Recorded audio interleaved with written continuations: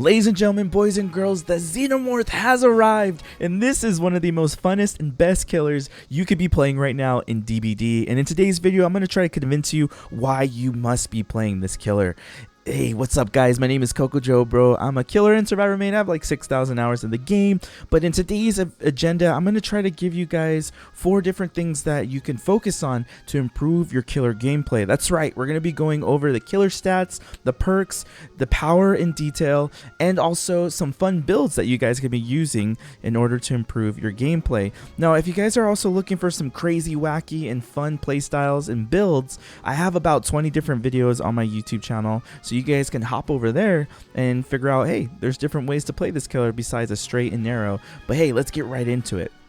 So one of the first things that I want to go into is the killer's power. So one of the main things that you'll see here is when you click the info section, you have the killer's power, which is called Hidden Pursuit. It's pretty straightforward, and I'll show you a little video on the screen. So what you'll see right here is the Xenomorph can enter these tunnels, right? And there'll be little control stations. So you go underneath, you can give yourself a little waypoint to get to wherever you want to go faster. And while you're inside the tunnels, no one can locate you besides the turrets. Now, if a control station is selected and it's highlighted, you'll be able to get there faster, and you'll also be able to see the feet of where people are at. When you emerge from the control station, what it does is it briefly disables the turrets that are around you, and you're able to see the heartbeats or get a killer instinct of where survivors are at. So this is really good, especially at the beginning of the map, beginning of your games. If you use a perk called Lethal Pursuer, you can see where all the survivors are. You can dive right into a tunnel, go straight over there, and the blessing too with your tunnels are those control stations are they're near different gens. So most of the time when you're crawling around underneath, you'll be able to hear survivors working on gens, or you'll see their footprints right there as well. All right, going back over to the killer's power. So like I said, you have something called crawler mode with your hidden pursuit. So what happens here is it takes about 35 seconds for your power to fully charge. Once you do that, you go into crawler mode. Now, if you are underground in your tunnels, it only takes you 8 while you're under there, you get 8 charges per second. So it takes you about 4 or 5 seconds to fully get into your crawler mode. So once you emerge, you'll be able to have your crawler mode, which is the attack, which is the tail. It used to be called runner mode in the PTB. Now they call it crawler mode, but mainly it's pretty much the same thing. So once you're on crawler mode, you're able to use your tail to attack and do this sort of like Nemesis tail whip attack, but it goes straight forward. Think of a pencil going at something, being thrown at something, kind of like that. Whatever object that pencil tip touches, that's what's going to be hit. So if you try to swing around a corner and throw your tail at somebody, that's pretty much what it's going to hit. It's going to hit either the person or the object that you hit, whether it's a wall or maybe the corner of a pallet.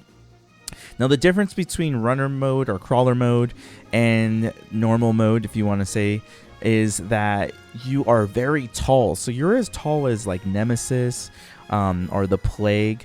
And then when you go into crawler mode, you are pretty much the height of like Freddy, the Pig, or Hag. So your terror radius goes from 32 meters down to 24 meters. You still have 115% speed, or 4.6 meters per second. So you're pretty much one of the fastest killers in the game.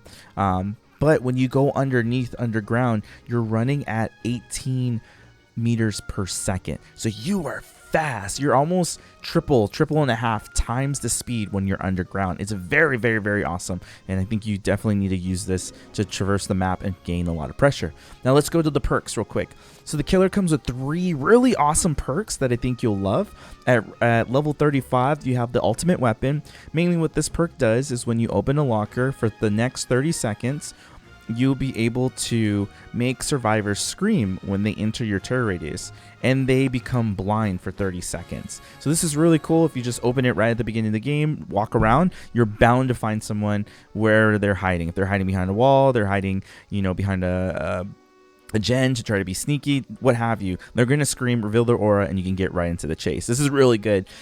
Compared to Lethal Pursuer, you know exactly where everyone is at the beginning of the match, but when you use this, you can use it constantly throughout the match, and it doesn't cool down until it hits 30 seconds. So you can make so many people scream when you use this perk. One person, and then like 10 seconds later another person, so on and so forth. At level 35 you'll get rapid brutality. Now this one is probably one of the most weakest of the 3, but it's still really good if you use it on maybe your M1 killers. So you don't gain bloodlust, but whenever you hit someone you gain haste for 5%, and you get it for 10 seconds. So this is really cool if you pair this with Save the Best for Last. I have a video on that, how it's just a really broken combo, and it's super fun once you get your 8 stacks and you're just hustling and bustling, smacking people around. Throw that in with Jolt and you're going to have a great time. Now the last perk, which I think is the best perk to use, is the Alien Instinct. So this is at level 40, and mainly what this does is it acts like Barbecue and Chili and Tinkerer at the same time. I love these wombo combo perks. As more killers come out, you know, I don't think there could be a lot of different perk ideas, so I really like that they start combining them together, so to say. So what happens is your objective as a killer is to hook survivors. So once you hook someone, and if you can keep a plethora of survivors injured, then whoever is the farthest survivor from you is going to be revealed for 5 seconds, and they'll be oblivious to you for 20 seconds. Now this is really cool because let's say you attack somebody off the hook, or someone's trying to rescue someone, you down them or whatever, and then the person that's still injured that ran away is getting healed by someone. Well, if they're the only injured survivor, they're not going to be halfway across the map. They might be like, you know, around the killer shack or around the corner or something. So whether they're healing themselves, being killed by someone else, doesn't matter. You can literally see where they're at. So I think this is a really good perk, because then you can sneak up on that person and attack them again, get them down, and now you're chaining all these downs. Half the team is busy, or, you know, 3 out of the 4 people, one's on the hook, one's on the ground, one was healing, and now they're running away, and it's just a really good snowball-y perk. So I really like this. What I'm going to do is actually jump over to the DBD Wiki. So we're going to hop over here, and this is a really, really good website for you guys to use. So the DBD official wiki right here, the Xenomorph is the 33rd killer to join the DBD roster. Xenomorph has the stats right here, so you can look at those, and you can get it for 500 Oryx Owls. I'm going to kind of breeze through some of this stuff because there's a lot of ads and things like that. Killer is really, in my opinion, easy to use. You just got to learn how to use the tail attack. There goes your different perks right there. So at tier 1, 2, and 3, it's 8, 9, and 10 seconds for the rapid brutality, 16, 18, 20 seconds for the Alien Instinct oblivious effect, and then over here it's pretty much the same thing with the ultimate weapon. I think it's maybe it's 50, 40, and 30 seconds with the exhaustion for you as the killer, but let's keep it going. There's the power, as you can see, and again, I'll put this in the description so you guys can see this. So one of the things that they did, and I believe this got buffed, is when you exit, when you're underneath and exiting the control stations, you can see any survivor within 12 meters with the Killer Instinct. And then also too, you can see the footsteps too as well, 16 meters, I believe, from underneath the ground where you are. I could be wrong, but just double check, because they keep going back and forth, and I think they're going to do a lot of changes with this killer, because it's really good. It's a really strong killer in the hands of someone who knows what they're doing. There will be 7 control stations for the 7 gens. Like I mentioned, most of the time you'll be next to gens with your control stations or your tunnels. They can only pull out 4 turrets at a time. Once the survivors pull those turrets out, that's it. Now, the one thing I do like about the turrets is that the survivors gain a negative 35% hindrance to their speed. So when they're running with the turret, they're not running. They're literally just walking. It's so heavy in their hands that they can't run, and they're exhausted, so they can't use Dead Hard or anything like that. Metal Man. Or they probably could use Metal Man, but like any of the exhaustion perks right there, which is great. Now, one of the things too to notice is that if you destroy a turret, then it is destroyed for 60 seconds, and then once it's done, then it goes back to the control station. So it has 4, 3, 2, 1 on the control stations. They remove one, it goes down and down, and then after 60 seconds, they'll get 1. Now, one of the things too to notice too is if a survivor does drop a turret, then it will automatically explode. So like if they're carrying it and you hit them, then it should explode. And then if they leave it on the ground for 30 seconds without actually activating it, then it gets destroyed too as well. So pretty good stuff right there. Now we're going to go to like the perk trivia or the power trivia. These are like nitty gritty. These are like nerd details. If you don't really care about this stuff, you can just skip to the next section. But I really think that you should know these little details, because these little things can come in handy when you are playing this killer. So it's good to know. So the tail attack, there's a cooldown now. It's 2 meters per second. So when you smack them and you miss the tail, then it was at 1.2. Now it's at 2 meters per second. Walking outside, you're 115%. Here, I do not know the math, so maybe someone could do the math for me. But you were running fast, 18 meters per second. You're faster than there. I think this is probably the best traveling killer to be in the game. I think better than Nurse, even though Nurse like is her own game and she can travel like through walls and stuff. I think just as a standard killer, this is really good. Even better than Freddy, because you're kind of locked to the gen, where here you can like travel the map. And when you use the yellow pathing, it sometimes gives you a closer entrance to get out of the tunnels. Anyways, like I mentioned, 35 seconds. You get 1 second for being outside the tunnels. 1 charge per second. You get 8 charges per second when you're inside the tunnels. Let's see what else. What else do I want to do? Kind of just normal stuff with the tail attack. Just pretty much easy stuff. But let's see. What did I want to go? Time to exit a tunnel takes 2.25 seconds, and there's a penalty when you're near a hook survivor. It'll take you about 4.5 seconds. So this is really good to know, because if you're trying to rush people and attack them really fast, this is something that can slow you down or maybe hinder your game plan. So just know when you exit a tunnel, it takes 2.2 seconds, and here it's going to be about 4.5 seconds. So something to just kind of keep in mind there too. Here's some turret facts too as well. This is just more for survivors. Nothing really noteworthy here for you to know about. And then it deactivates your crawler mode when they flamethrower you. So don't forget, the turrets can get you out of your crawler mode, and now you can't use your tail. There's a bunch of add-ons that we can go over too as well, and pretty much you could just go through them when you are in here. I'll show you right here when you're inside of the what is it called, custom match. But I have some really neat builds that I think for you, if you're a newbie, or if you're an experienced player and you want something more oppressive, or even if you are like a stealthy player and you want to play this as like a jump scare killer, this is the builds that you guys should be running. So this is my beginner build. I really think that if you're playing the game, you don't have all the DLCs. There is a website that I'll mention. It's called instantgaming.com. You can get a lot of the DLCs for 25% off or whatnot. I don't have an affiliate link or anything. I just use it because why spend a lot of money when you can save, right? And then you can buy like multiple DLCs, but you can buy at the Steam store. You can use that website. Works for me. Anyways, so this is a build that I think would be great if you're a newbie. And the reason why I say this is because you're not going to have any of the perks or in the DLC unless you use your shards, and with the shards you can buy it in the Shrine of Secrets. So anyways, this is Jolt. Mainly what this does is whenever you basic attack someone into the dying state, generators that are 32 meters from you will explode and they will regress, and you get 8% off of that gen. So that's really good. That's probably about like 7 or 8 seconds off of the gen that the survivors worked on. We have Bitter Murmurs. So whenever a gen gets repaired, any person that's near a generator 16 meters, they will be revealed for 5 seconds, and at the end of the match, everybody is revealed for 10 seconds. So this is really cool. If they're running left or right, you'll know which direction they're going, and then you can cut them off and attack them. We have Alien Instinct. This is the killer's perk. So this is seriously such a good perk. It's like Barbecue and Chili and Tinker, 2 different perks. One that's kind of standard from the Cannibal, and then Tinker's from the Hillbilly.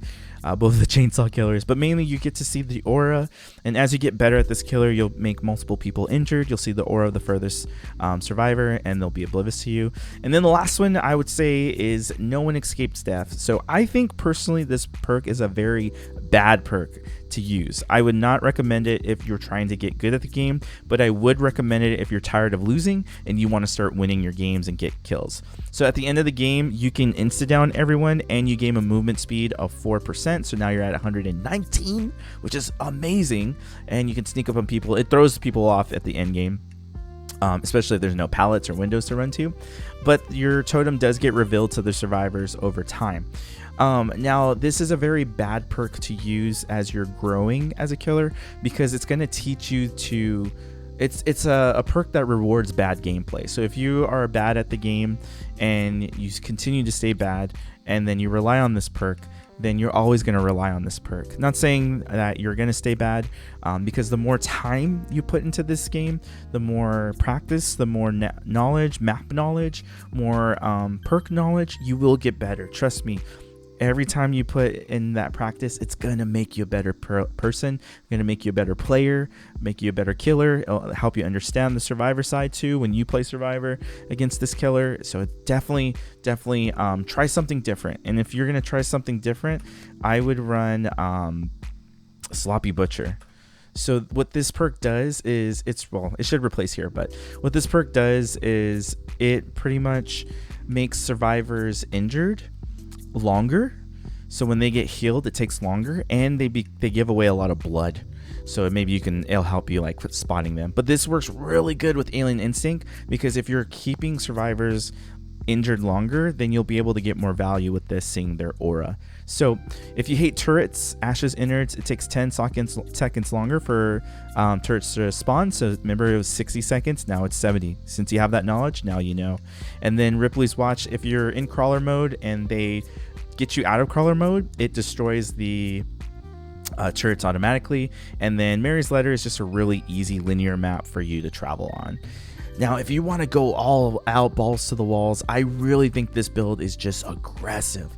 So save the best for last. If you're constantly getting burned, who cares? Now you have your basic attack, and you can start aggressively attacking them. Once you get to 8 stacks of not attacking your obsession, because you lose 2 tokens if you do, then your cooldown whenever you basic attack is like a second. It's really quick, and then you can just smack. Once you smack someone and they go into the dying state, you blow up gens for 8%, and then you're always going to hook people, right? So if you happen to be in a scorch hook, you'll be able to take 25% off of that gen, and you'll start regressing too as well. So that can get you to 30% or 40%. Who knows, right?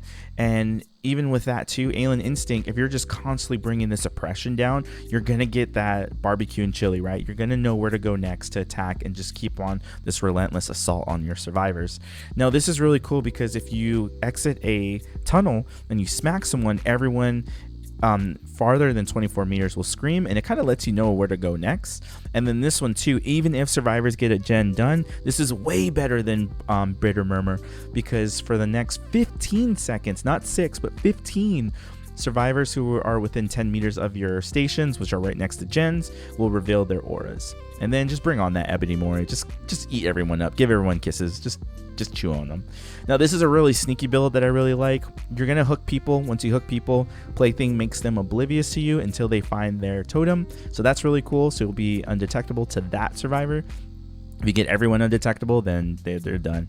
Tinker, once this gen gets to 70%, you become undetectable for 16 seconds, so you know where to go. If you kick that gen until that gen regresses, then you will be undetectable to the entire team, or until someone touches that gen. And trust me, I had a gen at 95%.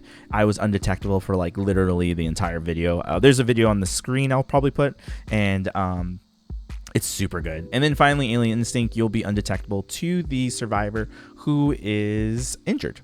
So yeah, and then take them to Larry's. I think this is a really good map. There's so many walls, good jump scares.